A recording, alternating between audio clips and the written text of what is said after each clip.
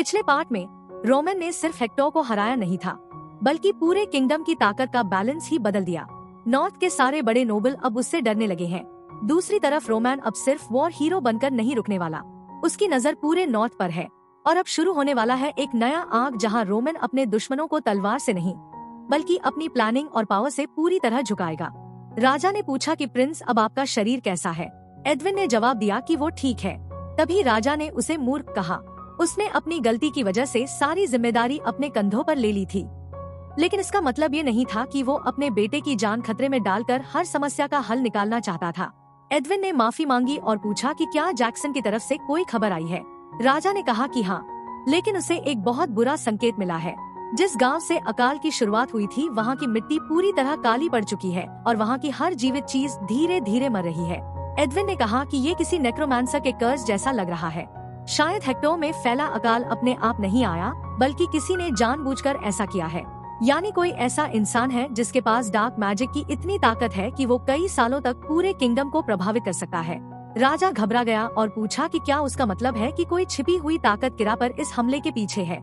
Edwin ने कहा, हाँ, मुझे नहीं पता वो कौन है, लेकिन वो अंधेरे में छिपा हुआ है। उसी इंसान ने जानबूझकर हमारे दोनों किंगडम के बीच युद्ध शुरू करवाया ताकि उसे इसका फायदा मिल सके। घबराए हुए राजा ने कहा, लेकिन ऐसा कर्ज तो सिर्फ आर्च बिशप या उससे भी ऊंचे स्तर का इंसान ही हटा सकता है, और हमारे पास इतना धन नहीं है कि हम उस स्तर के किसी इंसान को बुला सके। एडविन ने उसे याद दिलाया कि जब वो छोटा था तब टावर ऑफ द अलायंस का मास्टर उससे मिलने आया था। उसने कहा था कि अगर एडविन कभी अपना नोबल टाइटल छोड़कर टावर में शामिल हो जाए तो उसे जो चाहे वो मिल सकता है। यानी अब एडविन का इरादा मैजिक टावर जाने का था ताकि वहाँ अपना एक एहसान बना सके। राजा उसकी बात मान गया। एडविन ने कहा कि 1 साल काफी होगा। फिलहाल उनकी इस समस्या का यही एकमात्र हल है। इसके बाद सीन बदलता है। एक आदमी अपना मग थपथपाते हुए सोच रहा था कि अगर मुझे मरना ही था तो मैं युद्ध के मैदान में मरता। अब एक हाथ वाले आदमी को कौन अपने साथ रखेगा? जवाब साफ था, कोई नहीं। तभी उसके पीछे से एक आवाज आती है, हेलो मैकबर्नी, काफी समय हो गया। रोमन सीधे मुद्दे पर आता है और पूछता है कि क्या वो दिमित्री फैमिली में शामिल होना चाहेगा। मैकबर्नी एक पल के लिए हैरान रह जाता है। वो हल्का सा झुककर कहता है, हेलो लॉर्ड रोमन, आपके इस प्रस्ताव के लिए मैं आभारी हूँ, लेकिन जैसा कि आप देख सकते हैं मेरा एक हाथ जा चुका है। अब मैं किसी काम का नहीं रहा। मेरे जैसा आदमी आपकी क्या मदद करेगा? साफ बात है कि एक स्वॉर्ड्समैन के रूप में मेरी कोई कीमत नहीं बची। मैं सिर्फ आपके लिए बोझ बनूंगा। रोमन ने पूछा, तो क्या तुम मुझे मना कर रहे हो? फिर उसने कहा, लगता है तुमने लेफ्ट हैंडेड स्वॉर्ड्समैन की कहानी कभी नहीं सुनी। वो आदमी सच में था। उसका नाम सॉन्गबेक था। वो एक वॉरियर था जिसने कभी रॉयल गार्ड के रूप में सेवा की थी। अपने देश के लिए युद्ध लड़ते हुए उसने अपना दायां हाथ खो दिया था। इंपीरियल फैमिली ने उसकी सेवा के बदले उसे कल्पना से भी ज्यादा धन देने की कोशिश की, लेकिन सॉन्गबेक ने उसे लेने से मना कर दिया। उसने पूरी जिंदगी युद्ध के मैदान में बिताई थी, इसलिए वो बेकार की जिंदगी नहीं जीना चाहता था, चाहे उसकी मौत का कोई मतलब ही क्यों न हो। वो एक मार्शल आर्टिस्ट की तरह जीना और उसी तरह मरना चाहता था। इसलिए उसने कई सालों तक सिर्फ अपनी तलवार के साथ अभ्यास किया, जब तक कि उसका बायां हाथ पूरी तरह तलवार चलाने का आदी नहीं हो गया। उसके बाद उसने लगातार ड्यूअल लड़ने शुरू किए और पूरे देश में लेफ्ट हैंडेड स्वॉर्ड्समैन के नाम से मशहूर हो गया। उसका एक हाथ कम होना उसकी फाइटिंग स्टाइल को पूरी तरह अलग बना देता था, लेकिन उसने इसे अपनी कमजोरी नहीं बनने दिया। उसने उसी चीज को अपनी सबसे बड़ी ताकत बना लिया। उसके हमलों की अनोखी लय का कोई अंदाजा नहीं लगा पाता था और इसी वजह से उसने अनगिनत मार्शल आर्टिस्ट को हरा दिया। आखिर में अपनी जिंदगी के अंत में उसकी मुलाकात जंगी बैग से हुई, जो हमारा प्रोटैगनिस्ट था, और आखिरकार वो उसी के हाथों मारा गया। रोमन ने कहा, अगर तुम मेरे साथ चलो तो मैं तुम्हें लेफ्ट हैंड स्वॉर्ड टेक्निक सिखाऊंगा, और मैं वादा करता हूँ कि इस दुनिया में कोई भी तुम्हारा इस्तेमाल मुझसे बेहतर नहीं कर पाएगा। मैकबर्नी मन ही मन सोचने लगा कि अगर किसी काम का बनना ही उसकी जिंदगी बचाने का तरीका है तो वो इसके लिए कुछ भी करेगा। अगर वो एक बेकार और अपाहिज आदमी बनकर जीने के बजाय फिर से एक वॉरियर की तरह जी सकता है तो वो हर कीमत चुकाने को तैयार है। वो तुरंत घुटनों के बल बैठ गया और बोला कि जब तक वो किसी काम आ सकता है तब तक वही उसके लिए काफी है। आज से उसकी पूरी जिंदगी सिर्फ लॉर्ड रोमन की होगी। उसी दिन मैकबर्नी को जीने की एक नई उम्मीद मिल गई। इस युद्ध ने अनगिनत लोगों की जिंदगी बदल दी थी। एडविन हेक्टर अपनी नई यात्रा पर निकल चुका था। मैकबर्नी नई स्वॉर्ड टेक्निक सीखना शुरू कर चुका था और हमारा गोल मटोल दोस्त हेनरी आल्बर्ट भी महसूस कर रहा था कि उसकी जिंदगी हमेशा के लिए बदल चुकी है, उन्हें इसका एहसास हो या न हो। लेकिन वो सभी बदलाव के इस बड़े तूफान में बहते चले जा रहे थे। दूसरी तरफ हेनरी मन ही मन सोच रहा था कि उसे रोमैन की बहुत याद आ रही है। उन्होंने साथ मिलकर बहुत कुछ झेला था। हेनरी मन ही मन सोचने लगा कि शायद रोमैन उसे भी अपने साथ ले जा सकता था, लेकिन अगले ही पल उसने खुद ही अपना जवाब दे दिया, नहीं, मेरे लिए तो यही ठीक है। यहाँ बॉर्डर पर आराम से रहना ज्यादा अच्छा है। कम से कम यहाँ लोग मेरी तारीफ तो करते हैं। लेकिन जैसे ही वो घर पहुँचा तो वहाँ हर तरफ बड़े बड़े बोर्ड लगे हुए थे जिन पर लिखा था, आल्बर्ट फैमिली का गर्व वापस लौट आया है। युद्ध के मैदान का वो हीरो जिसने दुश्मन के हमले से बचकर वापसी की। और सबसे मजेदार बात ये थी कि वो वही हेनरी था जिसने पूरे युद्ध में लगभग कुछ भी नहीं किया था, लेकिन सिर्फ रोमैन के साथ रहने भर से उसकी पूरी पहचान बदल चुकी थी। तभी एक बूढ़ा आदमी मैजिक प्रोजेक्शन के जरिए उसके सामने आया और बोला कि हम किर्रो एकेडमी से हैं। हम चाहते हैं कि तुम हमें सदर्न फ्रंट पर जो कुछ भी हुआ वो सब विस्तार से बताओ। हेनरी की आंखें चमक उठीं। उसे समझ आ गया कि अपनी कीमत और बढ़ाने का इससे अच्छा मौका नहीं मिलेगा। उसे बस एक ही काम करना था, हर जगह रोमन दिमित्री की महानता के किस्से सुनाने थे। और बस इसी तरह उसे पहली बार जिंदगी में एक ऐसा काम मिल गया जो किसी ने उसे कभी दिया ही नहीं था, बल्कि उसने खुद ही अपने लिए बना लिया। अब वो रोमैन का पब्लिसिस्ट बन चुका था, खुद को रोमैन का मार्केटिंग मैनेजर भी मानने लगा था। यानी जो नोबल पहले पूरी तरह बेकार था, अब वही बेकार नोबल हर समय रोमैन की तारीफ करता फिरता था। और उसके हिसाब से यही उसकी सबसे बड़ी तरक्की थी। कुछ दिन बाद रोमन शहर की सड़कों से गुजर रहा था और चारों तरफ लोग दिमित्री का नाम लेकर नारे लगा रहे थे। रोमन सब तरफ देखते हुए सोचने लगा कि जैसे ही वो कैपिटल वापस पहुंचेगा वो अपना अगला फैसला करेगा, क्योंकि उसका अगला लक्ष्य पूरे नॉर्दर्न रीजन को अपने नियंत्रण में लेना था। और जब वो दोबारा यहाँ लौटेगा तब उसके पास सेंट्रल गवर्नमेंट को चुनौती देने लायक ताकत होगी। तभी उनकी वापसी के रास्ते में एक बहुत बुरी खबर मिली।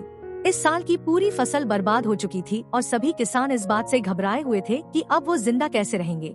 रोमैन ने पूछा कि ये किसान कौन है और इतनी दूर इस इलाके में खेती क्यों कर रहे हैं। क्रीज ने बताया कि ये दिमित्री टेरिटरी के किसान हैं, लेकिन दुर्भाग्य से दिमित्री फैमिली के पास खेती के लिए ज्यादा उपजाऊ जमीन नहीं है, इसलिए उन्हें इस इलाके में दूसरी फैमिली से जमीन किराए पर लेकर खेती करनी पड़ती है। रोमैन कुछ पल के लिए रुका और बोला, क्रीज, उन लोगों को यहाँ लेकर आओ, मैं जानना चाहता हूँ कि आखिर हुआ क्या है। तभी एक मूंछों वाला किसान आगे आया और बोला कि मालिक, हमने कॉनराड फैमिली के साथ समझौता किया था।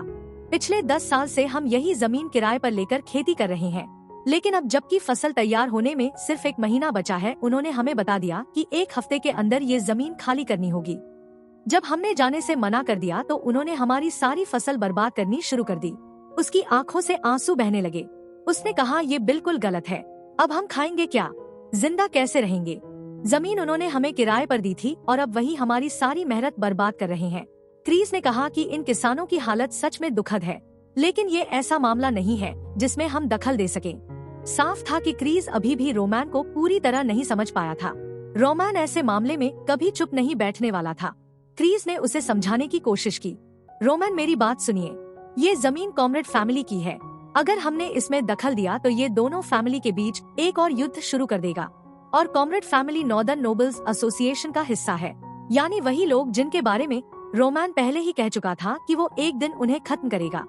रोमैन ने शांत होकर कहा, क्रीज, अगर मैं आज कुछ नहीं करता तो कल ये लोग और भी ज्यादा सिर पर चढ़ जाएंगे। इसलिए इससे पहले कि इन्हें लगे कि ये जो चाहे वो कर सकते हैं, हमें इस समस्या की जड़ ही खत्म करनी होगी। रोमन अच्छी तरह जानता था कि एक अधीनस्थ का काम सिर्फ अपने लॉर्ड के आदेश मानना होता है, फैसले हमेशा लॉर्ड ही करता है। बेचारा क्रीज समझ रहा था कि वो रोमैन को मना लेगा। इसके बाद सभी लोग वापस घर की तरफ चल पड़े और रास्ते भर लोग चिल्लाते रहे, रोमैन दिमित्री की जय। दिमित्री फैमिली का गर्व वापस आ गया। तभी उसके पिता सामने आए। बेटा, तुम्हारा स्वागत है। वो दौड़कर रोमैन को गले लगा लेते हैं। रोमैन मुस्कुराकर पूछता है, पिताजी आप कैसे हैं? पिता खुशी से कहते हैं, मैं बिल्कुल बढ़िया हूँ। टेरिटरी पहले से ज्यादा फल फूल रही है। तुम्हारे स्वागत में दावत रखी है। चलो खाना खाते हैं, चलो जश्न मनाते हैं। लेकिन रोमन ने उन्हें बीच में ही रोक दिया। 1 मिनट पिताजी, पहले हमें एक जरूरी बात करनी होगी। दोनों बैठक में पहुँचे तो पिता बोले, मुझे इस मामले की खबर मिल चुकी है, लेकिन हम कॉमरेड फैमिली को उनकी अपनी जमीन लेने से कैसे रोक सकते हैं? हमारे पास ज्यादा विकल्प नहीं है, और अगर हमने अभी उनके खिलाफ कदम उठाया तो आने वाले कई सालों तक दिमित्री फैमिली के दूसरे किसान भी उन जमीनों का इस्तेमाल नहीं कर पाएंगे। इससे हालात और खराब हो जाएंगे। रोमैन के पिता अभी भी पूरी तरह नहीं समझ पाए थे कि रोमैन किस तरह सोचता है। तभी रोमैन ने पूछा, पिताजी अगर यही जमीन बेनेडिक्ट फैमिली की होती तो क्या कोई उसे छीनने की हिम्मत करता? पिता एक पल के लिए चौंक गए, क्योंकि पूरे किरा किंगडम में बेनेडिक्ट की ताकत और उसका प्रभाव इतना ज्यादा था कि कोई भी उनकी जमीन पर नजर डालने की हिम्मत तक नहीं करता। पिता ने कहा कि बेनेडिक्ट या उसके करीब के लोगों को छेड़ने की हिम्मत किसी में नहीं है। रोमैन ने सिर हिलाकर कहा, बिल्कुल। और उत्तर में, अब बार्को फैमिली के खत्म होने के बाद पूरे इलाके में दिमित्री फैमिली से ज्यादा ताकतवर कोई नहीं है। फिर भी ये छोटे मोटे नोबल ऐसे व्यवहार कर रहे हैं जैसे दिमित्री फैमिली कोई आम फैमिली हो। पिता ने पूछा कि ये बात सही है, लेकिन अपने पड़ोसी साथियों के साथ बेवजह का झगड़ा शुरू करने की क्या जरूरत है? इससे सिर्फ नई समस्याएं पैदा होंगी। हमें इसमें दखल देने की क्या जरूरत है? रोमैन ने कहा कि हमारे पास दखल देने की पूरी वजह है। इस समय उत्तर में असली ताकत हमारे हाथ में है, लेकिन ये मामूली नोबल घमंड में चूर होकर दिमित्री फैमिली को एक साधारण परिवार समझ रहे हैं। वो हमारे किसानों की बेइज्जती कर रहे हैं, उन्हें अपमानित कर रहे हैं, उनकी मेहनत और उनकी रोजी रोटी बर्बाद कर रहे हैं। उन्हें लगता है कि क्योंकि सेंट्रल गवर्नमेंट हमारा साथ नहीं देती इसलिए हम चुपचाप ये सब सह लेंगे, जबकि उत्तर में सबसे ज्यादा ताकत हमारे पास है। फिर भी अगर लोग ऐसा करने की हिम्मत कर रहे हैं तो इसका मतलब है कि उन्होंने अभी तक असली ताकत देखी ही नहीं है। इसलिए अब समय आ गया है कि उन्हें असली ऊंच नीच समझाई जाए। उन्हें दिखाया जाए कि इस इलाके पर राज कौन करता है। आखिर अगर कोई किसान की फसल पर घोड़ा दौड़ाए तो उसका जवाब पूरे देश के खिलाफ युद्ध छेड़कर ही दिया जाता है। रोमैन के लिए यही सही जवाब था। उसी रात पिता रोमैन की सारी बातें याद करते हुए बोले कि वो कॉनराड जैसे लोगों को दिमित्री फैमिली का अपमान नहीं करने देंगे। जिस पल रोमन आदेश देगा उसी पल वो अपनी तलवार निकाल लेंगे। अगर उन्हें ताकत की असली जगह का सम्मान नहीं है तो उनकी तलवार खून से रंगी हुई ही वापस आएगी। पिता मन ही मन सोचने लगे कि मेरा बेटा कभी नहीं रुकता। बचपन में कितना सीधा और मासूम था, लेकिन अब पता नहीं इसे क्या हो गया है। ये तो पूरी तरह पागल हो चुका है। लेकिन अगले ही पल उन्हें एहसास हुआ कि शायद दिमित्री टेरिटरी को अभी इसी तरह के लॉर्ड की जरूरत है। बात सिर्फ ताकत की नहीं है, बात उस फैसले की है जो एक असली लॉर्ड लेता है। अगर किसी के पास इतनी ताकत होने के बाद भी वो डरता रहे तो फिर उस ताकत का क्या फायदा? पिता को भी लगने लगा कि रोमैन सही कह रहा है। वो खुद भी सोचने लगे कि शायद अब उनकी सोच भी बदल रही है। उन्हें महसूस हुआ कि दिमित्री टेरिटरी में एक नए दौर की शुरुआत होने वाली है। कुछ दिन बाद दिमित्री फैमिली ने रोमैन की जीत का जश्न मनाने के लिए एक बड़ी पार्टी रखी। पूरे इलाके से कई नोबल फैमिली की लड़कियां वहां पहुंची। सभी रोमैन से मिलने के लिए उत्साहित थी। तभी रोमैन सीढ़ियों से नीचे उतरा। एक लड़की आगे बढ़कर बोली, मैं वॉन फैमिली से हूँ, मेरा नाम सोफिया है। दूसरी लड़की बोली, मैं ग्रायल फैमिली से हूँ। हेलो सर, मैं आपको जीत की बधाई देने आई हूँ। भले ही रोमैन को आधिकारिक रूप से फैमिली का मुखिया घोषित नहीं किया गया था, लेकिन वहाँ मौजूद हर इंसान जानता था कि अब दिमित्री फैमिली की असली ताकत कौन है। तभी एक लड़की मुस्कुराते हुए अपने बाल पीछे करती है और पूछती है, क्या आपको मैं याद हूँ? मैं ग्रायल फैमिली की सोफिया हूँ। रोमैन ने उसे देखा और पूछा, हम पिछली पार्टी में मिले थे ना? लड़की को तुरंत समझ आ गया कि रोमैन को उसकी कोई याद नहीं है, क्योंकि असल में दोनों की कभी ठीक से बात ही नहीं हुई थी। लड़की मन ही मन सोचने लगी कि काश उसकी शादी रोमैन जैसे इंसान से हो जाए। तभी एक सुनहरे बालों वाला आदमी आगे आया और बोला, हेलो, मैं काउंट कॉनराड हूँ। तुमसे मिलकर सम्मान महसूस हो रहा है। पूरे उत्तर के हीरो से मिलना किस्मत की बात है। रोमैन ने उसे देखते ही पहचान लिया कि यही वही काउंट कॉनराड है जिसने दिमित्री फैमिली के किसानों की फसल रौंदने का आदेश दिया था। रोमैन ने शांत होकर कहा, आपसे मिलकर खुशी हुई। कॉनराड मुस्कुराते हुए बोला, मैंने सुना है कि तुमने एक 5 स्टार स्वॉर्ड्समैन को हरा दिया। यकीन करना मुश्किल है कि 20 साल का कोई लड़का ऐसा कर सकता है। उत्तर में तुम्हारे जैसा टैलेंट बहुत समय बाद देखने को मिला है। लगता है तुम जल्द ही सबसे ऊंचे रैंक तक पहुंच जाओगे। रोमैन ने उसकी बात बीच में ही काट दी और कहा, सही कहा, लेकिन मुझे आपसे एक बात पूछनी है। कॉनराड ने सोचा कि आम इलाके से आने वाला लड़का उम्मीद से ज्यादा चालाक है। उसने मुस्कुराकर कहा, यंग रोमैन, जो पूछना है पूछो। रोमैन ने सीधे कहा, मैंने सुना है कि दिमित्री फैमिली के जो किसान आपकी जमीन किराए पर लेकर खेती करते थे, उन्हें फसल तैयार होने से सिर्फ 1 हफ्ता पहले वहाँ से निकाल दिया गया। मैं जानना चाहता हूँ, आपने ऐसा क्यों किया? पार्टी के बीचों बीच ये सवाल सुनते ही हर कोई चौंक गया। कॉनराड ने तुरंत बात बदलने की कोशिश की। उसने कहा कि एक व्यापारी उस जमीन के लिए बहुत ज्यादा पैसा देने को तैयार था, लेकिन अभी उस बारे में बात करने का समय नहीं है। रोमैन ने पूछा, तो सिर्फ इतनी सी बेवकूफी भरी वजह के लिए आपने ऐसा किया?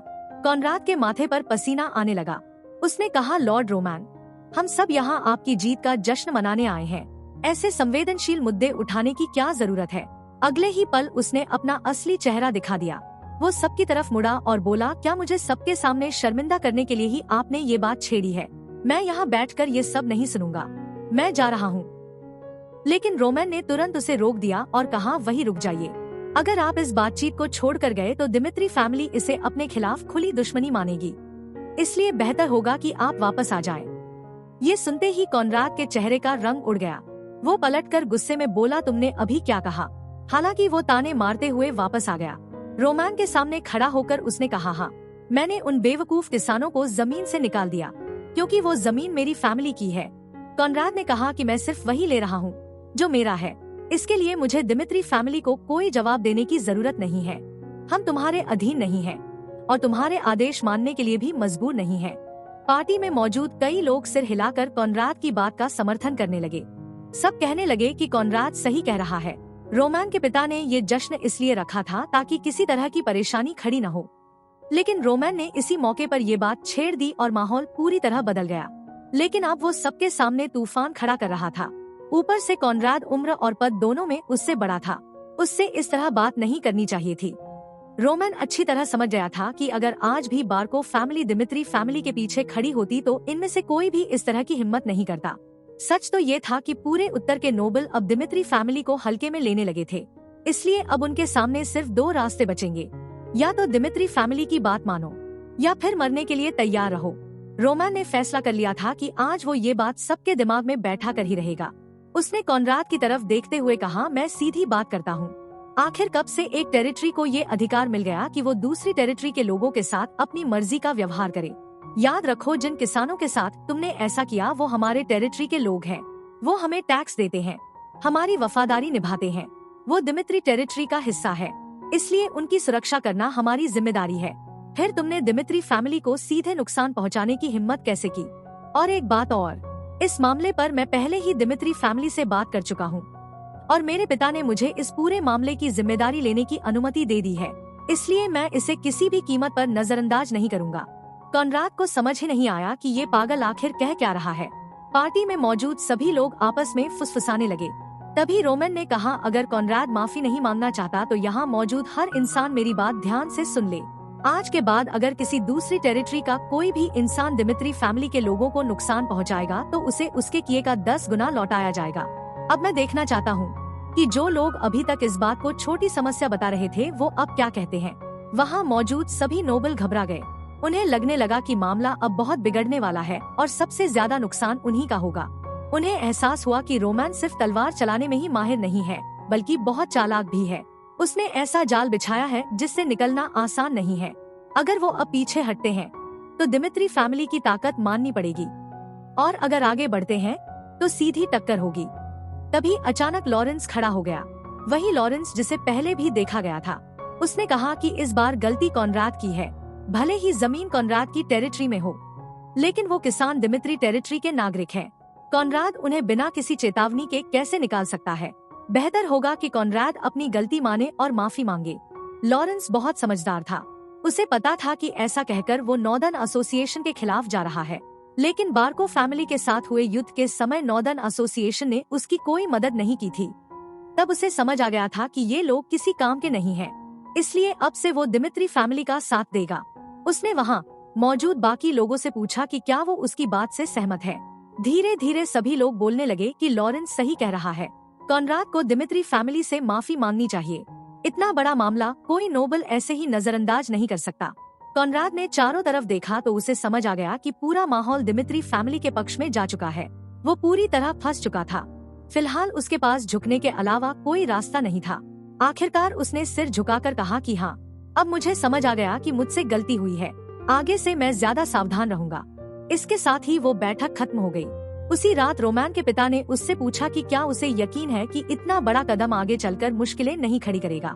नॉर्दर्न अलायंस इतनी आसानी से चुप नहीं बैठेगी। रोमन ने शांत होकर कहा कि अगर उन्हें इस इलाके की सबसे बड़ी ताकत बनकर रहना है तो सामने वाले को अपनी पूरी ताकत लगाने का मौका देना होगा। मैं चाहता हूँ कि वो सब एक साथ इकट्ठा हों। दिमित्री फैमिली के खिलाफ जो कुछ कर सकते हैं करें, पूरी कोशिश करें, पूरा हंगामा खड़ा करें। तभी उन्हें दोनों पक्षों की असली ताकत का फर्क समझ आएगा और तब उन्हें मानना पड़ेगा कि दिमित्री फैमिली के सामने झुकने के अलावा उनके पास कोई रास्ता नहीं है। उसी दिन मेरा पूरा मकसद पूरा हो जाएगा। रोमैन ने आत्मविश्वास से कहा कि वो उन सबको एक साथ भी संभाल सकता है। दूसरी तरफ नोबल की एक बैठक चल रही थी। वहाँ सभी गुस्से में चिल्ला रहे थे। वो बदतमीज लड़का सिर्फ इसलिए कि कैपिटल का थोड़ा समर्थन मिल गया है खुद को क्या समझने लगा है। उत्तर के नोबल इतने कमजोर नहीं है, उसे सबक सिखाना ही पड़ेगा। कॉनराड ने पूछा ठीक है, लेकिन योजना क्या है? पूरा कमरा अचानक शांत हो गया। कॉनराड ने ताना मारते हुए पूछा कि आखिर इस एसोसिएशन का कोई मतलब भी है या नहीं। सच तो ये है कि अब दिमित्री फैमिली बहुत बड़ी सैन्य ताकत बन चुकी है। ऊपर से उनके पास रोमन दिमित्री जैसा इंसान भी है जिसने बकर जैसे 5 स्टार स्वॉर्ड्समैन को हरा दिया। ऐसे लड़के को कोई साधारण तरीका अपनाकर नहीं हराया जा सकता। तभी एक नोबल ने पूछा कि क्या सेंट्रल गवर्नमेंट से संपर्क किया गया? दूसरे ने कहा, क्या तुम्हारा मतलब है कि सेंट्रल गवर्नमेंट का दबाव इस्तेमाल करके दिमित्री फैमिली को रोका जाए? पहले वाले ने जवाब दिया, बिल्कुल, मेरा यही मतलब है। बार्को फैमिली के खत्म होने के बाद से ही वो लोग सेंट्रल गवर्नमेंट के करीब जाने की पूरी कोशिश कर रहे थे, इसलिए साफ था कि अब उन रिश्तों का फायदा उठाने का यही सही मौका था। कॉनराड को ये बात पसंद आई और उसने कहा कि वो अभी अपने उन संपर्कों से बात करेगा। इसके बाद मामला और दिलचस्प हो गया। उसने तुरंत काउंट फैबियस यानी उसी मूंछों वाले नोबल को मैजिक कम्युनिकेशन भेजा और उससे एक मदद मांगी। फैबियस ने जवाब दिया कि बोलो क्या चाहिए, अगर मेरे बस में होगा तो मैं तुम्हारी मदद जरूर करूंगा।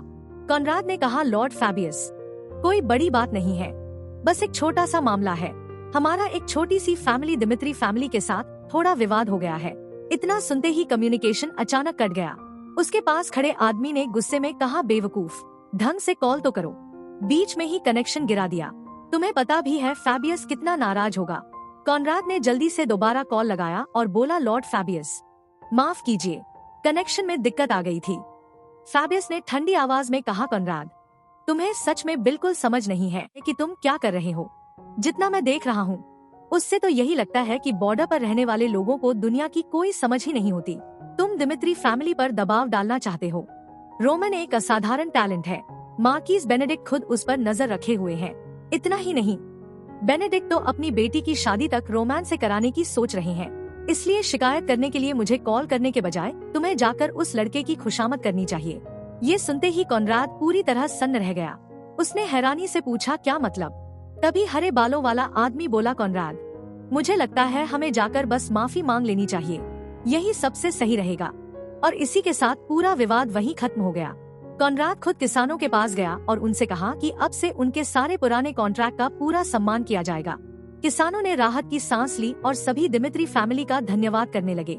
लोग भावुक होकर कहने लगे कि उन्होंने सुना है रोमन सच में उनके लिए खड़ा हुआ था। अब अगर उन्हें कभी किसी चीज की जरूरत पड़ेगी तो वो सिर्फ दिमित्री फैमिली के पास जाएंगे, जैसा रोमन ने पहले ही सोच लिया था। नॉर्दर्न एसोसिएशन डर गई थी और आखिरकार पीछे हट गई। उसे पहले से पता था कि वो सेंट्रल गवर्नमेंट का सहारा लेने की कोशिश करेंगे और आखिर में मजबूर होकर उसी के सामने झुकेंगे। लेकिन रोमन जानता था कि अभी भी कुछ चमगादड़ अंधेरे में छिपे हुए हैं। अगर मामला यहीं खत्म हो गया तो बाहर से तो ऐसा लगेगा कि उन्होंने बात मान ली है, लेकिन अंदर ही अंदर वो भविष्य में जरूर धोखा देने की योजना बनाएंगे। इसलिए अगर पहला चरण उन्हें उकसाना था तो दूसरा चरण उन्हें हकीकत दिखाना था। रोमन ने घोषणा की कि दिमित्री टेरिटरी में एक बड़ी फेंसिंग कंपटीशन आयोजित की जाएगी और विजेता को 100 गोल्ड कॉइन इनाम में दिए जाएंगे। मुकाबला पूरी तरह निष्पक्ष रहे, इसलिए रोमन और कैप्टन जोनाथन इसमें हिस्सा नहीं लेंगे। सभी प्रतिभागियों को 6 अलग अलग ग्रुप में बांटा जाएगा और कुल 6 विजेता चुने जाएंगे। फिर रोमन ने सबको चुनौती देते हुए कहा कि हेक्टर वॉर के बाद उसे और उसके सैनिकों को एहसास हुआ है कि दुनिया उनकी सोच से कहीं ज्यादा बड़ी है। उन्होंने इस युद्ध से बहुत कुछ सीखा है, इसलिए इस कंपटीशन का मकसद सिर्फ जीतना नहीं बल्कि सभी को और मजबूत बनने का मौका देना है। उसके हर एक अधीनस्थ को इन 6 ग्रुप में से एक एक ग्रुप में रखा जाएगा। अगर कोई भी व्यक्ति उनमें से किसी को हरा देता है तो रोमन उसे इनाम देगा और साथ ही उसकी कोई भी एक इच्छा पूरी करेगा। तभी लाल बालों वाला एक आदमी खड़ा होकर पूछता है कि अगर मैं किसी दूसरी फैमिली से हूँ तो क्या मैं भी इसमें हिस्सा ले सकता हूँ? रोमन ने तुरंत जवाब दिया, हाँ, बस तुम्हें ये साबित करना होगा कि तुम उत्तर के एक स्वॉर्ड्समैन हो। इतना ही काफी है। कंपटीशन ठीक 1 महीने बाद होगी, इसलिए मैं उम्मीद करता हूँ कि सभी लोग पूरी तैयारी करेंगे। अगले चैप्टर में हर जगह इसी कंपटीशन की चर्चा होने लगी। कॉनराड ने कहा कि ये हमारे लिए सबसे अच्छा मौका है। अगर हमारी अलायंस का कोई स्वॉर्ड्समैन जीत गया तो वो रोमैन से अपनी मनचाही मांग कर सकता है। फिर हम उसी बहाने कहेंगे कि दोनों फैमिली को साथ मिलकर काम करना चाहिए। इससे हम दोबारा दिमित्री फैमिली के करीब पहुंच जाएंगे, अपनी खोई हुई इज्जत भी वापस पा लेंगे और धीरे धीरे रोमैन पर दबाव भी बना सकेंगे। तभी एक आदमी बोला, बात तो सही है, लेकिन जीतेगा कौन? इस कंपटीशन में हमारे अलावा ज्यादा लोग दिलचस्पी नहीं ले रहे, लेकिन कविन और क्रीज जैसे लोग भी लड़ेंगे। उन दोनों ने बार्को फैमिली के लोगों को ड्यूअल में हराया था, उन्हें हराना लगभग नामुमकिन है। कॉनराड मुस्कुराया और बोला, यही तो सबसे बड़ी बात है। कुल 6 ग्रुप होंगे। अगर कविन और क्रीज वाले 2 ग्रुप को छोड़ दे तो बाकी 4 ग्रुप बचते हैं। हमें सिर्फ उनमें से एक जीतना है। अलायंस की पूरी ताकत को सोच समझकर 6 ग्रुप में बांट दो। बाएं तरफ बैठा आदमी बोला कि ये योजना काफी सही लग रही है। सिर्फ एक ग्रुप जीतकर पूरी बाजी पलटना वाकई अच्छी सोच है। कॉनराड ने सबको याद दिलाया कि कंपटीशन 1 महीने बाद है, इसलिए उन्हें इस मौके का पूरा फायदा उठाना होगा जो किस्मत ने उनके हाथ में दिया है। अब तक वो सभी दिमित्री फैमिली की छाया में दबे हुए थे, लेकिन अब उन्हें इस मौके को हर हाल में पकड़ना होगा। इतना ही नहीं, अगर जरूरत पड़ी तो वो उत्तर का रहने वाला बताकर किसी बाहरी एक्सपर्ट को भी कंपटीशन में उतार देंगे। इससे कम से कम एक विजेता तो उनका जरूर होगा। इसके बाद सीन रोमैन की तरफ जाता है। रोमैन अपने लोगों से कहता है कि तुम सब अभी भी घायल होना, इसलिए इस महीने होने वाली कंपटीशन तक का पूरा समय मैं तुम्हारी तैयारी के लिए इस्तेमाल करूंगा। रोमैन ने अपने सभी लोगों की तरफ देखते हुए कहा कि अब तुम सब एक दूसरे से लगातार लड़ोगे। 1-on-1 मुकाबले होंगे और तब तक होंगे जब तक तुम्हारी पूरी ताकत खत्म नहीं हो जाती। आखिर में जो 6 सबसे ताकतवर लोग बचेंगे वही दिमित्री फैमिली का प्रतिनिधित्व करेंगे। यहाँ किसी की रैंक या आर्मी में पोजीशन मायने नहीं रखती, सिर्फ ताकत मायने रखती है। दिमित्री फैमिली का प्रतिनिधित्व वही करेगा जो सबसे ज्यादा मजबूत होगा। रोमैन ने आगे कहा कि भले ही वो लोग अभी अभी बैटलफील्ड से लौटे हों, लेकिन असली योद्धा के लिए युद्ध कभी खत्म नहीं होता। उसके अधीनस्थों को हर समय और मजबूत बनते रहना होगा।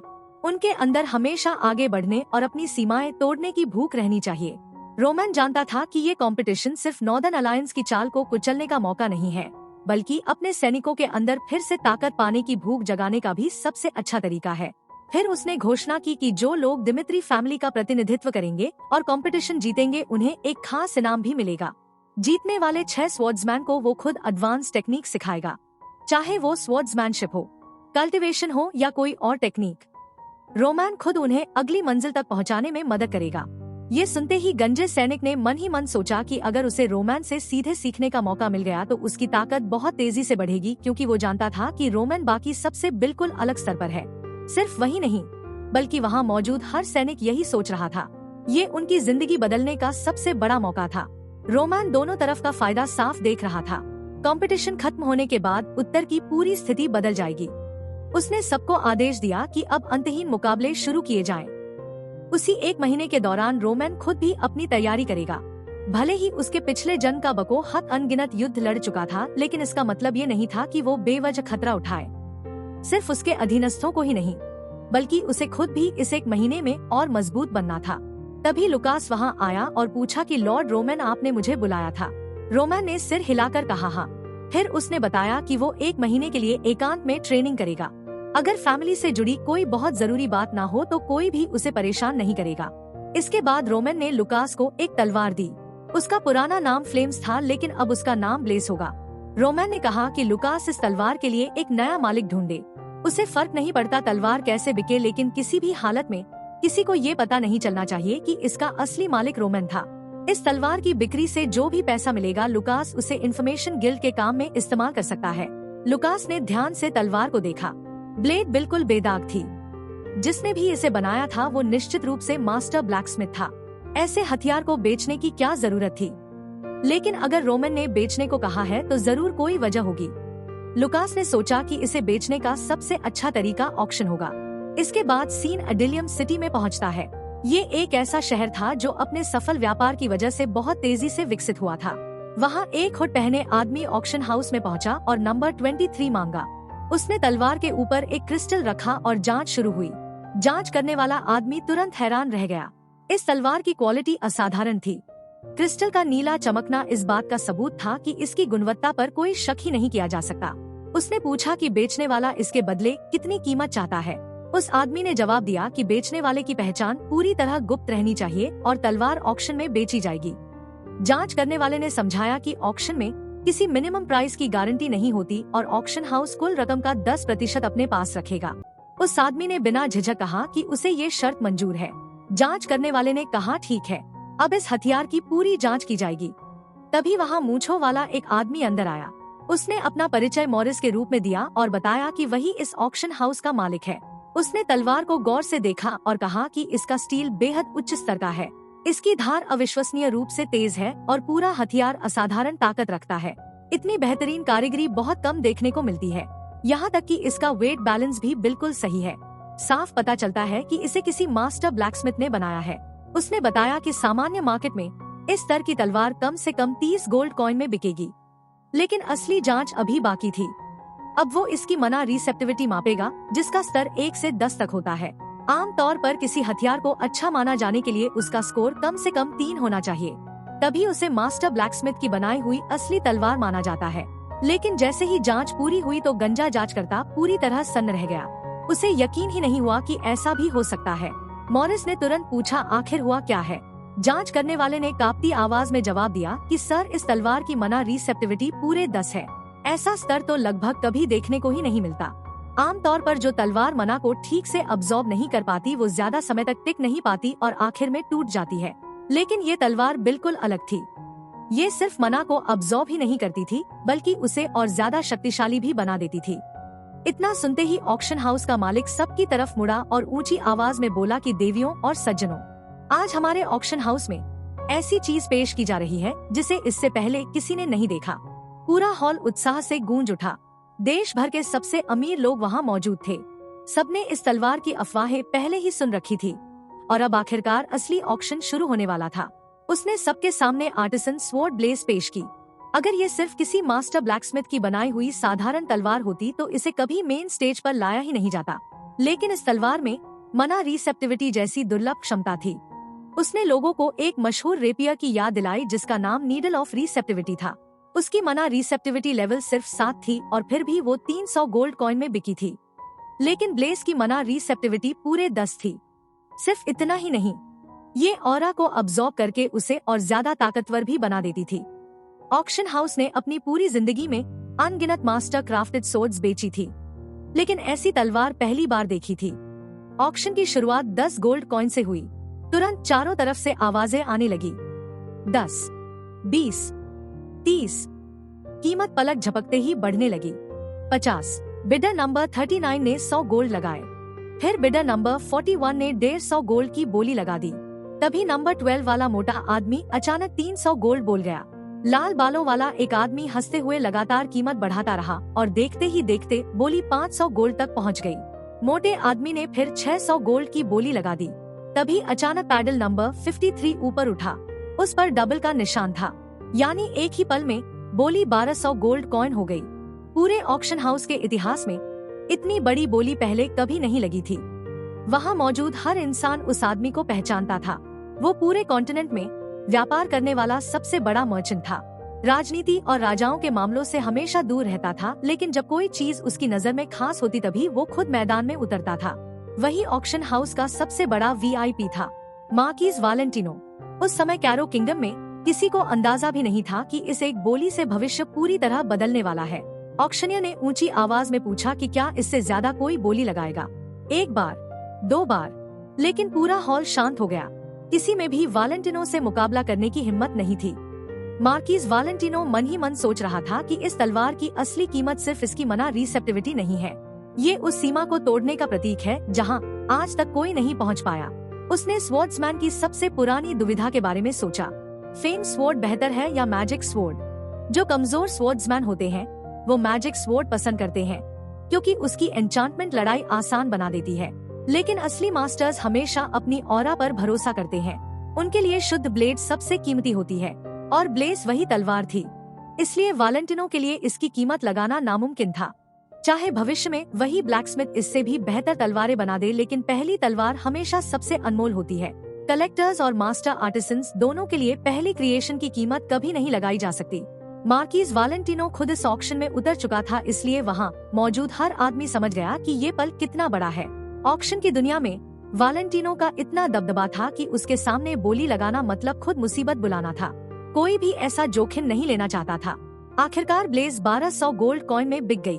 ऑक्शन खत्म होने के बाद वालेंटिनो अंदर आया और मुस्कुराते हुए बोला कि अब बताइए भुगतान कैसे करना है। फिर बिना समय गवाए उसने तुरंत पूरे पैसे सामने रख दिए और कहा कि मैं अभी पूरी रकम देता हूँ, मेरी ब्लेस मुझे दे दीजिए। उसने सोने के सिक्कों से भरे कई बक्से सामने रख दिए। उन्हें गिनने वाले आदमी की आंखें फैल गई। उसने कहा कि सर, तलवार की कीमत तो 1200 गोल्ड थी, यहाँ तो उससे भी ज्यादा पैसे हैं। वालेंटिनो मुस्कुराया और बोला कि बाकी 100 गोल्ड मेरी तरफ से गिफ्ट है। ऑक्शन हाउस का मालिक तुरंत झुककर उसका धन्यवाद करने लगा, लेकिन वालेंटिनो का असली मकसद कुछ और था। उसने बड़े आराम से पूछा कि दोस्ती की खातिर क्या आप मुझे बता सकते हैं कि इस तलवार को किस ब्लैकस्मिथ ने बनाया है। ऑक्शन हाउस के मालिक ने तुरंत माफी मांगते हुए कहा कि ये बताना उनके नियमों के खिलाफ है। वालेंटिनो ने मुस्कुराकर कहा कि कोई बात नहीं, मैं समझ सकता हूँ। ऑक्शन हाउस को अपने ग्राहकों की पहचान गुप्त रखनी ही चाहिए, लेकिन अगर भविष्य में यही ब्लैकस्मिथ फिर कोई और हथियार बेचने आए तो मुझे सबसे पहले खबर दी जाए। इतना कहकर उसने ब्लेज को अपने हाथों में लिया और अपनी कैरेज में बैठ गया। रास्ते भर उसकी नजरें सिर्फ उसी तलवार पर टिकी रहीं। वो मन ही मन सोच रहा था कि सच में ये एक बेमिसाल मास्टरपीस है। वालेंटिनो ने ब्लेज को अपने हाथों में घुमाते हुए कहा कि इसकी ब्लेड कितनी स्मूथ है। उसने अपनी जिंदगी में अनगिनत तलवारें पकड़ी थी, लेकिन ऐसी तलवार उसने पहले कभी नहीं देखी थी। उसके लिए ये किसी मास्टरपीस से कम नहीं थी, लेकिन उसका असली मकसद सिर्फ तलवार खरीदना नहीं था। वो ये पता लगाना चाहता था कि आखिर इसे बनाया किसने है और इसमें कौन सी टेक्निक इस्तेमाल हुई है। उसके सामने बैठा उसका साथी चुपचाप उसे देख रहा था। वालेंटिनो ने कहा कि जिस इलाके से ये तलवार आई है और जिस आदमी ने इसे ऑक्शन हाउस तक पहुंचाया, उसे देखकर लगता है कि ये दिमित्री टेरिटरी के ब्लैकस्मिथ्स का काम है, इसलिए हमें वहाँ की पूरी जांच करनी होगी। दूसरी तरफ क्रीज ट्रेनिंग ग्राउंड में एक और स्पारिंग मैच लड़ रहा था। उसने अपने प्रतिद्वंद्वी की टांग पर सिर्फ एक वार किया और बेचारा तुरंत जमीन पर गिर पड़ा। वो घबराकर उठने की कोशिश करता है, लेकिन जैसे ही पलटता है क्रीज का मुक्का सीधे उसके मुंह पर पड़ता है। आखिरकार वो हार मान लेता है। क्रीज उससे कहता है कि तुम पहले से बेहतर हुए हो, लेकिन अभी भी तुम्हारी टेक्निक कमजोर है। वो आदमी धन्यवाद कहकर हट जाता है और क्रीज अगले मुकाबले वाले को बुला लेता है। क्रीज के हिसाब से दिमित्री फैमिली का प्रतिनिधित्व करने के लिए सबसे मजबूत लोग वही खुद था। कविन था, वाल्कन था और पोकी था। अभी भी 2 जगह खाली थी जिनके लिए बाकी लोग लड़ रहे थे। तभी अचानक पूरी जमीन और आसमान एक साथ कांपने लगे। ट्रेनिंग कर रहे सभी लोग हैरान रह गए। उसी समय रोमैन अपने ट्रेनिंग रूम में लगातार हथौड़ा चला रहा था। उसके दिमाग में सिर्फ बका के साथ हुई लड़ाई घूम रही थी। उसने सोचा कि अगर उसने बका का सामना बिना किसी तैयारी के सीधी लड़ाई में किया होता तो क्या वो सच में जीत पाता। सच तो ये था कि उसने सिर्फ इसलिए जीत हासिल की क्योंकि उसके पास पहले से बनाई हुई पूरी योजना थी। अगर वो तैयारी न होती तो वो कभी भी 5 स्टार नाइट को नहीं हरा सकता था। उसके पिछले जन्म का घमंड और आज की अपनी असली ताकत के बीच का फर्क अब भी उसे परेशान करता था। उसने अब तक पूरी तरह ये स्वीकार ही नहीं किया था कि वो अब जॉम हायोक नहीं, बल्कि रोमैन दिमित्री है। पिछले जन्म में वो किसी भी दुश्मन को आसानी से हरा सकता था, लेकिन अब हालात बदल चुके थे। आगे आने वाले युद्धों में उसे ऐसी किसी भी कमजोरी की गुंजाइश खत्म करनी होगी। अगर वो इसी सोच के साथ लड़ता रहा तो किसी असली ताकतवर दुश्मन के सामने जिंदा नहीं बचेगा। और बकर तो सिर्फ शुरुआत था। भविष्य में उसे उससे भी ज्यादा शक्तिशाली स्वॉर्ड्समैन का सामना करना पड़ेगा। उसका लक्ष्य ऐसा बनना था कि किसी भी दुश्मन के सामने उसकी आंख तक न झपके। वही असली शिखर होगा। दिन निकलते रहे, सूरज डूबता रहा और रोमैन लगातार हथौड़ा चलाता रहा। उसका चेहरा पूरी तरह लाल हो चुका था, पूरा शरीर पसीने में भीग चुका था। उसकी मांसपेशियां चीख रही थी कि अब वो अपनी सीमा तक पहुंच चुका है, लेकिन उसकी आंखों का इरादा जरा भी नहीं बदला। उसी पल उसे महसूस हुआ कि अब उसे एक बार फिर बदलना होगा। उसकी ब्लेड को उसे पूरी तरह स्वीकार करना होगा। इसलिए उसने फ्लेम को दोबारा जन्म देना शुरू किया। उसने फायर को अपने मना के साथ मिलाया, फ्लेम और स्वॉर्ड को अपनी एनर्जी के जरिए एक कर दिया ताकि शरीर और हथियार दोनों अपनी सबसे आदर्श अवस्था तक पहुंच जाएं। यही उसकी दूसरी मेटामॉर्फोसिस थी। और इसी पल रोमैन फिर से बदलना शुरू हो गया। पता नहीं कितना समय बीत गया।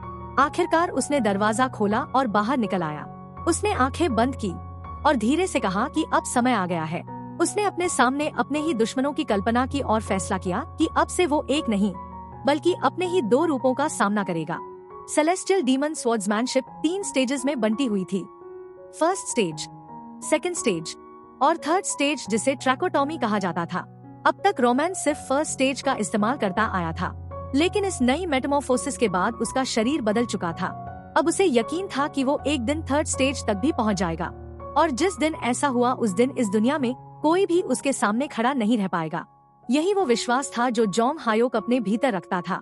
एक समय का एब्सोल्यूट मास्टर होने के नाते अब इस नई अवस्था में वो कम से कम ऐसे 2 दुश्मनों को एक साथ हरा सकता था। लेकिन उसने खुद से एक सवाल भी किया, क्या उसे इस दुनिया में भी वही रास्ता अपनाना चाहिए जो उसने अपने पिछले जन्म में अपनाया था। इस दुनिया में ऑरा विस्फोट की तरह काम करती थी और थोड़े समय के लिए बेहद जबरदस्त ताकत देती थी। लेकिन रोमैन को इस दुनिया के नियमों का पालन करने की कोई जरूरत नहीं थी। वो ऑरा के बारे में लोगों की पूरी समझ बदल देगा। अपने पिछले जन्म की मार्शल आर्ट्स और इस दुनिया की ऑरा को मिलाकर वो एक बिल्कुल नई राह बनाएगा।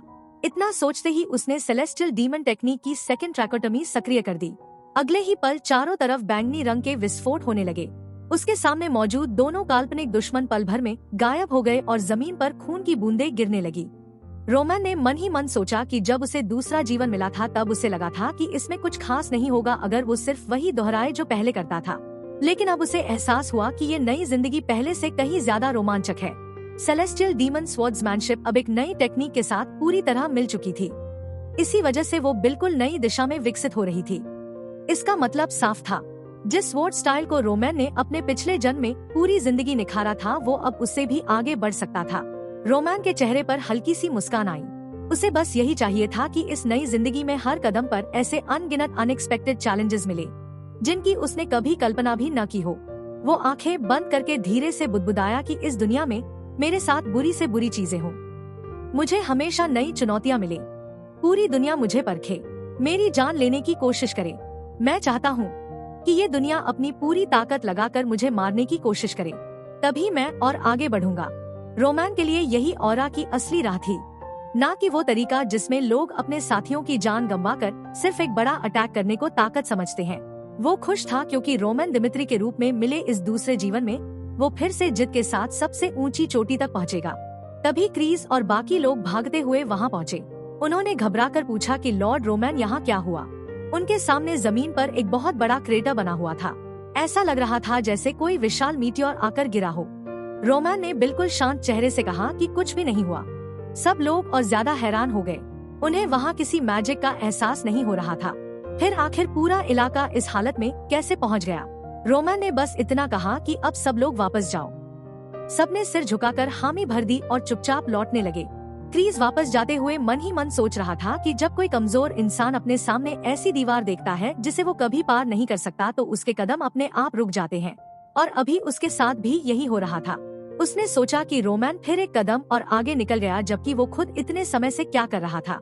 उसका लॉर्ड लगातार अपनी सीमाएं तोड़ रहा था, हर दिन और मजबूत बन रहा था, लेकिन वो खुद अपने सबॉर्डिनेट्स की ट्रेनिंग कराने में इतना व्यस्त हो गया कि अपनी ग्रोथ पर ध्यान ही नहीं दिया। उसी पल क्रीज ने फैसला किया कि अब सिर्फ कंपटीशन जीतना काफी नहीं होगा, उसे ऐसा फर्क दिखाना होगा कि दुश्मनों के दिल में डर बैठ जाए। 1 महीना बीत गया। उस दौरान रोमन ने एक और नई तलवार तैयार कर ली। ब्लेड बेहद तेज थी और उस पर चमकते हुए क्रिस्टल जैसे पैटर्न बने हुए थे। रोमन उसे देखते हुए सोचने लगा कि इस तलवार का नाम क्या रखा जाए। उसकी पिछली तलवारों के नाम सैलमेंडर और ब्लेज थे जो नई शुरुआत का प्रतीक थे, लेकिन इस तीसरी तलवार का नाम ऐसा होना चाहिए जो उसके मौजूदा अस्तित्व को दिखाए। सेलेस्टियल डीमन की तलवार, ऐसी तलवार जिसका नाम सुनकर ही दुश्मनों के दिल कांप जाएं। आखिरकार उसने उसका नाम डार्कनेस रख दिया। उसी समय क्रीज वहां आया और बोला कि पिछले 1 महीने से हमने लगातार ट्रेनिंग कराई, अनगिनत मुकाबले हुए और आखिर में ये 6 लोग सबसे ज्यादा जीत हासिल करके आगे आए हैं। उसने रोमन को लिस्ट दिखाई। क्रीज, कविन, वल्कैन, पोकी, मकबार और हेंडरसन। रोमन ने लिस्ट देखकर हल्की सी हैरानी दिखाई। क्रीज ने पूछा कि क्या यही फाइनल लिस्ट रहेगी। रोमन ने शांत आवाज में कहा कि इस दुनिया में मेरे लिए कोई भी जीत खास नहीं है, खासकर ऐसी कंपटीशन जिसमें दिमित्री फैमिली का नाम जुड़ा हो। अगर मेरे साथ खड़ा होना है तो पहले साबित करना होगा कि तुम सच में उसके लायक हो। क्रीज बिना कुछ कहे उसकी बात सुनता रहा। अगले ही दिन कंपटीशन शुरू होने वाली थी। बाहर कई स्वॉर्ड्समैन आपस में बातें कर रहे थे। नीले बालों वाला आदमी अपने दोस्त से पूछता है कि क्या तुम भी कंपटीशन में हिस्सा ले रहे हो। लाल बालों वाला तुरंत जवाब देता है कि बिल्कुल, यहाँ 100 गोल्ड कॉइन का इनाम है। मैं सबको दिखाऊंगा कि फ्रंटलाइन मर्सनरी कितना ताकतवर होता है। तभी एक और आदमी हंसते हुए बोला कि बस भगवान करे तुम्हारा मुकाबला केविन से ना हो, वरना एक ही वार में 2 टुकड़े हो जाओगे। दूसरा आदमी बोला कि मुझे तो वल्कैन और पोकी के ग्रुप में जाने से भी ज्यादा डर लग रहा है। उन चारों से बच गए तो आधी जीत वहीं मिल जाएगी। वहाँ मौजूद हर आदमी यही दुआ कर रहा था कि उसका नाम किसी आसान ग्रुप में आए। आखिरकार कंपटीशन के 6 ग्रुप घोषित कर दिए गए। बैरन लो का नाम क्रीज वाले ग्रुप में निकला तो उसका चेहरा उतर गया। उसके दोस्त उसे हिम्मत देने लगे और बोले कि उदास मत हो, तुम्हारे खानदान के स्वॉर्ड्समैन भी काफी ताकतवर माने जाते हैं। लेकिन कॉनराड का ध्यान किसी और बात पर था। वो गुस्से में था क्योंकि मकबार जैसा एक हाथ वाला स्वॉर्ड्समैन भी उसी ग्रुप में रखा गया था और अब उसे एहसास हो चुका था कि ये कंपटीशन बिल्कुल भी आसान नहीं होने वाली। सब लोगों का मानना था कि जिस ग्रुप में मकबार जाएगा उसकी जीत लगभग तय होगी, क्योंकि एक हाथ होने की वजह से वो सबसे कमजोर दिखाई देता था। उसी समय कॉनराड आगे आया और अपनी अलायंस के लोगों से बोला कि ध्यान से सुनो, इस कंपटीशन में जीत हमारी ब्लड लाइन की होगी। नॉर्दर्न फेडरेशन ही आखिर में विजेता बनेगी। आज जश्न हमारा होगा और दिमित्री फैमिली की हार पर पूरी फेडरेशन खुशियां मनाएगी। आखिरकार कंपटीशन का दिन आ गया। पूरा मैदान दर्शकों से भरा हुआ था। हर तरफ शोर मचा हुआ था। लोग अपने पसंदीदा स्वॉर्ड्समैन का नाम लेकर चिल्ला रहे थे। दूसरी तरफ मैक्स मुकाबले की तैयारी कर रहा था। बैरन लो उसके पास आया और बोला कि बेटा, बेवजह जान मत लगाना। अगर हालात खराब लगे तो तुरंत हार मान लेना। खुद को मरवाने की जरूरत नहीं है। सामने क्रीज है, कुछ वार खाना, माफी मांगना और वापस आ जाना। मैक्स मुस्कुराया और बोला कि क्रीज जरूर ताकतवर है, लेकिन वो भी मेरी तरह सिर्फ 2 स्टार स्वॉर्ड्समैन है। मुझे उससे डरने की कोई वजह नहीं दिखती। बैरन लो उसकी बात सुनकर भावुक हो गया। उसने कहा कि शाबाश, यही जज्बा चाहिए, लेकिन अगर जान पर बनाए तो तुरंत सरेंडर कर देना। मैक्स ने सिर झुकाकर धन्यवाद कहा और अरीना की तरफ बढ़ गया। चलते हुए वो मन ही मन सोच रहा था कि यही उसका सबसे बड़ा मौका है। अगर वो यहाँ अच्छा प्रदर्शन कर गया तो सबकी नजरों में आ जाएगा। लॉर्ड रोमैन भी उसे पहचानेंगे। उसका भविष्य बदल जाएगा और पूरी दुनिया उसकी ताकत देखेगी। लेकिन जैसे ही वो अरीना में पहुंचा और क्रीज के सामने खड़ा हुआ, उसका पूरा शरीर कांप उठा। क्रीज से निकल रही जानलेवा ऑरा ने उसके हौसले एक पल में तोड़ दिए। तभी झंडा ऊपर उठा और पहला मुकाबला शुरू होने की घोषणा हुई। मैक्स पूरी रफ्तार से क्रीज की तरफ दौड़ा और सीधे उसके सिर पर वार करने की कोशिश की, लेकिन अगले ही पल ऐसा लगा जैसे लड़ाई शुरू होने से पहले ही खत्म हो गई। क्रीज ने एक झटके में उसका हथियार उड़ा दिया। दूसरे ही पल उसके हाथ पर वार किया और फिर सीधा मुक्का उसके माथे पर दे मारा। बेचारा मैक्स मुश्किल से 3 सेकंड अरीना में टिक पाया। पहले मुकाबले का विजेता क्रीज बन गया।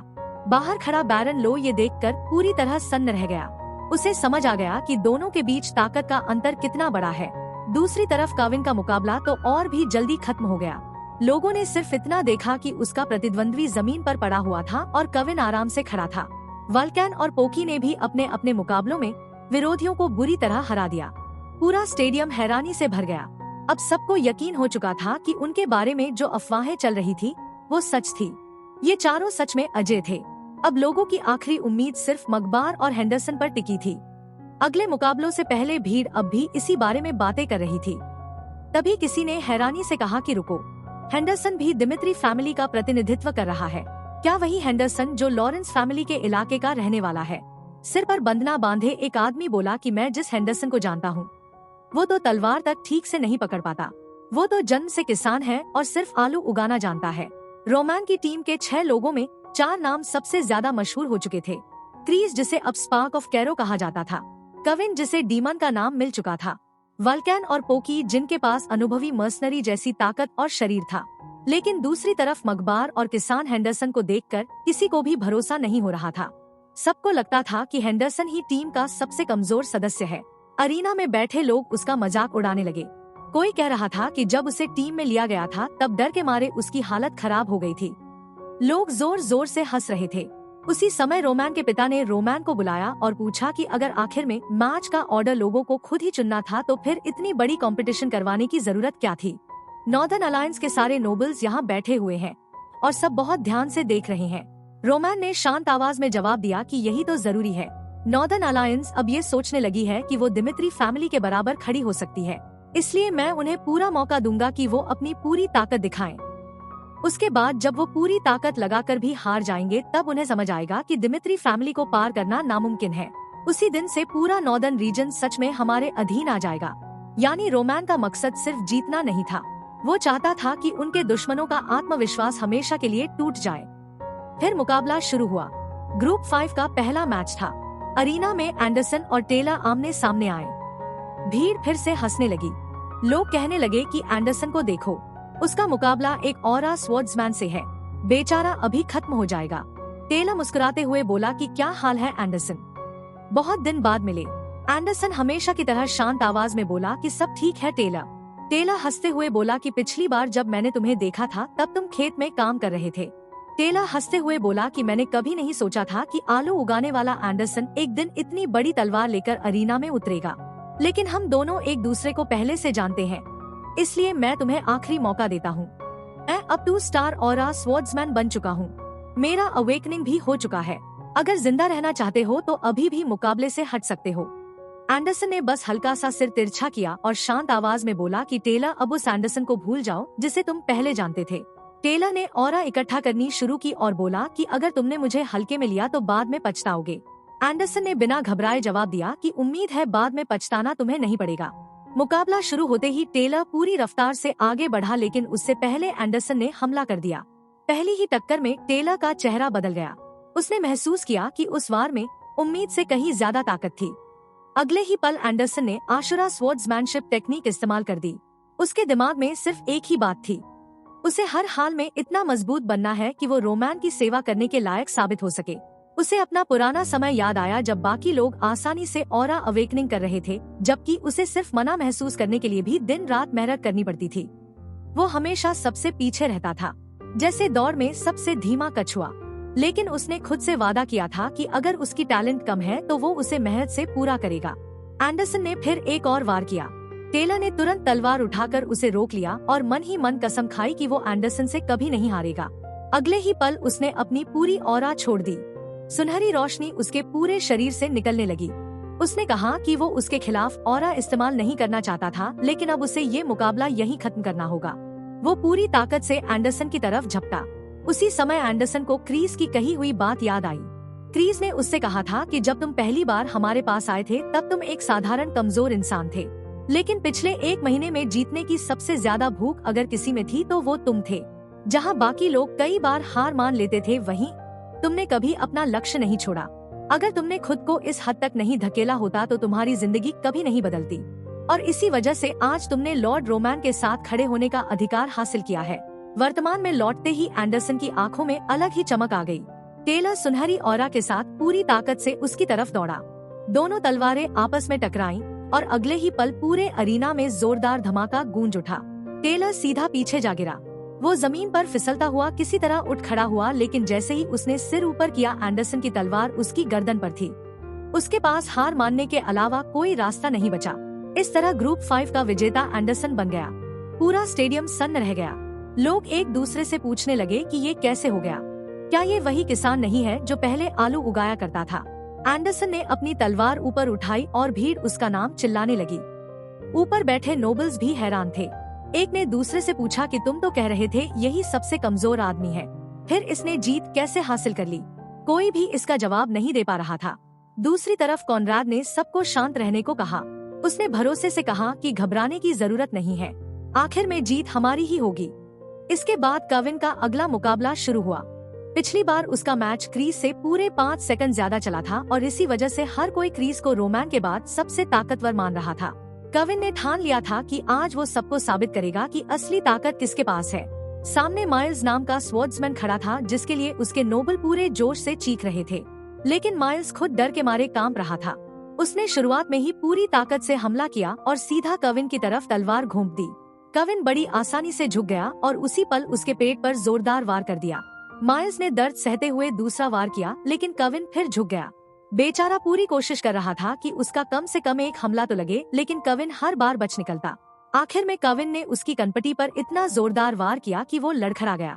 दोनों प्रैक्टिस स्वॉर्ड से लड़ रहे थे, लेकिन कविन के हर वार की ताकत असली तलवार जैसी महसूस हो रही थी। कुछ ही सेकंड में माइल्स की हालत इतनी खराब हो गई कि उसके हाथ से तलवार ही छूट गई। अब उसे लड़ने से ज्यादा अगला वार खाने का डर था। आखिरकार वो कविन की टांग पकड़कर गिड़गिड़ाने लगा और बोला कि मैं हार मानता हूँ, कृपया अब रुक जाओ। लेकिन कविन के चेहरे पर अजीब सी मुस्कान थी। शुरू से ही उसका इरादा सिर्फ जीतना नहीं था, वो अपने प्रतिद्वंद्वी की लड़ने की इच्छा ही हमेशा के लिए खत्म करना चाहता था। पहले राउंड शुरू होने से ठीक पहले का एक फ्लैशबैक दिखाया जाता है। एक नाइट सबको संबोधित करते हुए कहता है कि इस कंपटीशन का आयोजन खुद लॉर्ड रोमन ने किया है। साथ ही ऑर्डर के पूर्व नाइट क्रीज भी इसमें हिस्सा ले रहे हैं। मैं चाहता हूँ कि तुम सब हमारे सीनियर स्वॉर्ड्समैन का प्रदर्शन ध्यान से देखो और उनसे जितना हो सके सीखो, ताकि तुम भी दिमित्री के नाइट के रूप में और मजबूत बन सको। इस पर सब एक साथ जवाब देते हैं कि जी सर। अगले ही पल मुकाबला शुरू होता है और सीधा क्रीज की जीत दिखा दी जाती है। किसी को उसका अपोनेंट लड़ता हुआ तक नहीं दिखता। सब हैरान रह जाते हैं कि क्या मुकाबला इतना एक तरफा था। जॉनथन भी सदमे में था। वो सोच रहा था कि आखिर क्रीज इतना ताकतवर कब बन गया। दूसरी तरफ क्रीज के दिमाग में सिर्फ एक ही बात चल रही थी, अगर उसे अपने लॉर्ड का प्रतिनिधित्व करना है तो सामने कोई भी अपोनेंट हो उसे इतनी बुरी तरह हराना होगा कि दोबारा कोई उसकी जगह लेने के बारे में सोच भी ना सके। अगले ही पल उसकी तलवार कोड़े की तरह लहराती है और सामने वाले की छाती पर गहरा वार कर देती है। लेकिन क्रीज के मन में फिर भी यही चल रहा था कि अभी ये काफी नहीं है। एक अपोनेंट गिरता है, फिर दूसरा, फिर तीसरा, चौथा, पांचवा। वो हर राउंड में अपने सामने आने वाले को पल भर में खत्म करता जा रहा था। जॉनथन अपनी आंखों पर यकीन नहीं कर पा रहा था। आखिर क्रीज ने ऐसी ट्रेनिंग कहाँ की कि वो इतना बदल गया। दूसरी तरफ बाकी लोग राहत की सांस लेते हुए कह रहे थे कि शुक्र है हमारा मुकाबला उससे नहीं हुआ, उसके सामने तो हमारा कोई मौका ही नहीं था। तभी कोई पूछता है कि क्या फ्रेल के पास क्रीज को हराने का कोई चांस है। दूसरा तुरंत कहता है कि बिल्कुल नहीं, क्रीज अब बिल्कुल अलग लेवल पर पहुंच चुका है। एक नीले बालों वाला लड़का कहता है कि ज्यादा से ज्यादा 10 सेकंड टिक जाएगा। तभी हरे बालों वाला हंसते हुए बोलता है कि मैं तो एक सिल्वर कॉइन की शर्त लगाता हूँ कि वो 30 सेकंड भी नहीं टिक पाएगा। अब फ्रेल अरीना में क्रीज के सामने खड़ा था, लेकिन मुकाबला शुरू होने से पहले ही उसका आत्मविश्वास टूट चुका था। वो मन ही मन सोचता है कि सच कहूँ तो मुझे नहीं लगता मैं क्रीज को हरा सकता हूँ, लेकिन अगर मैं पूरे 1 मिनट तक खुद को बचा पाया तो लोग मेरी ताकत जरूर मानेंगे।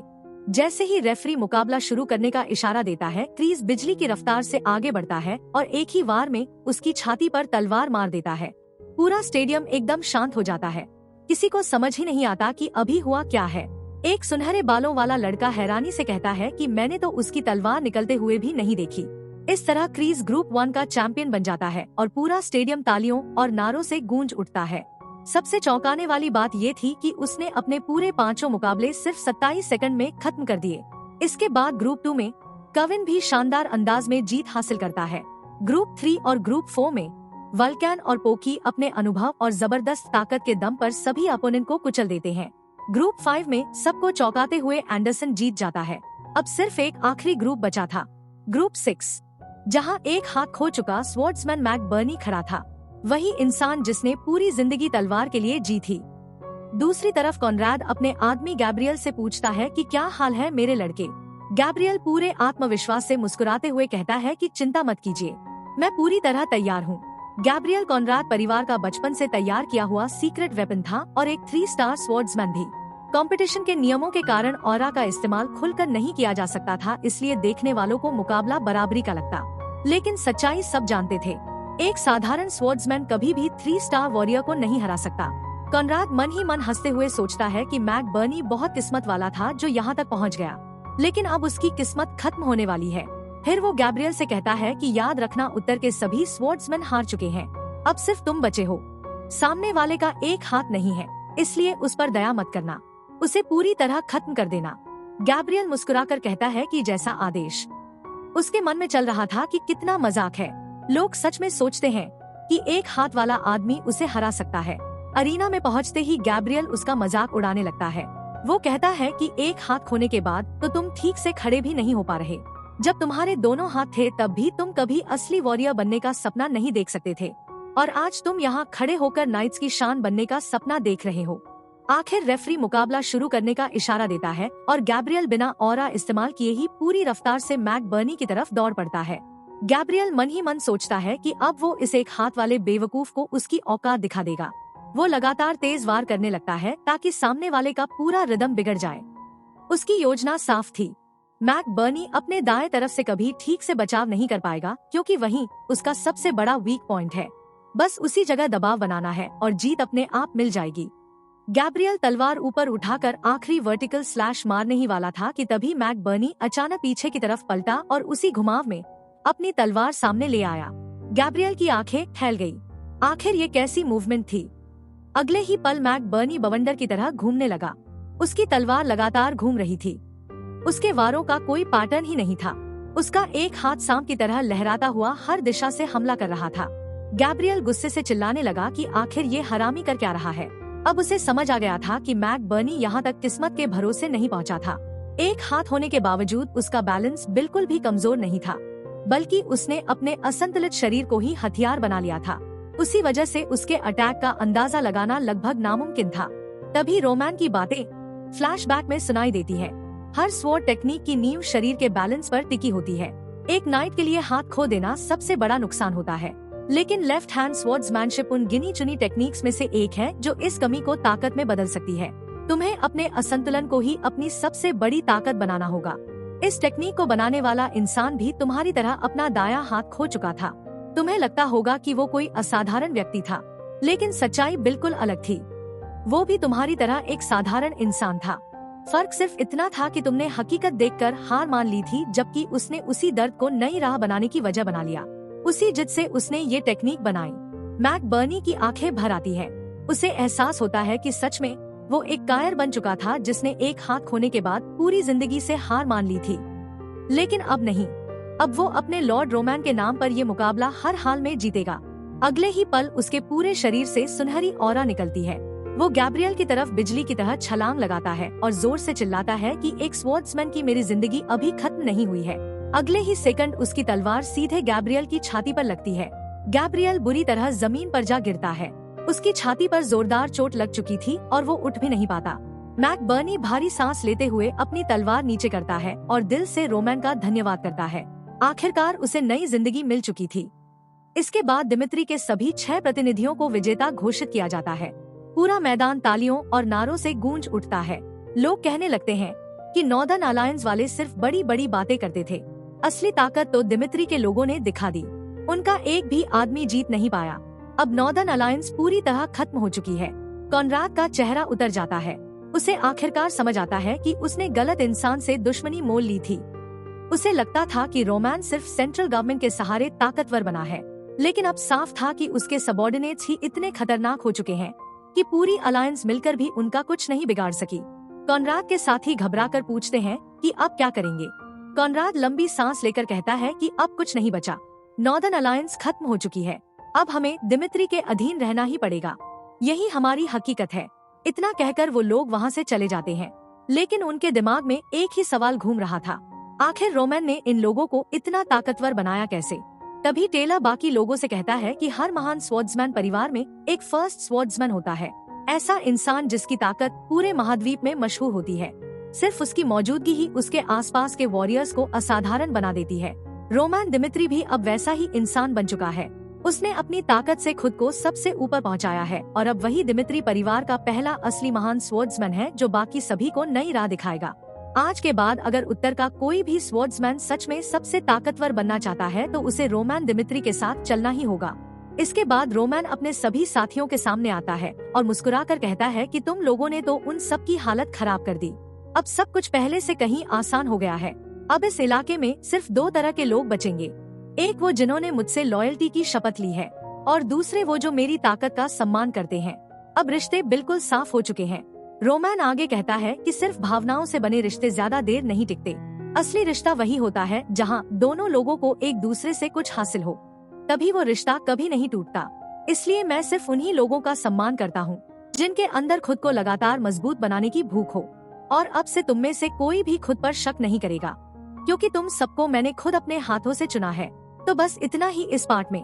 अगले पार्ट में रोमैन ने सिर्फ अपने दुश्मनों को नहीं हराया बल्कि पूरे नॉर्थ को दिखा दिया कि अब असली ताकत किसके पास है। लेकिन ये तो बस शुरुआत है। अगले पार्ट में रोमैन की असली प्लानिंग और भी खतरनाक मोड़ लेने वाली है। अगर वीडियो पसंद आई हो तो वीडियो को लाइक करो, चैनल को सब्सक्राइब करो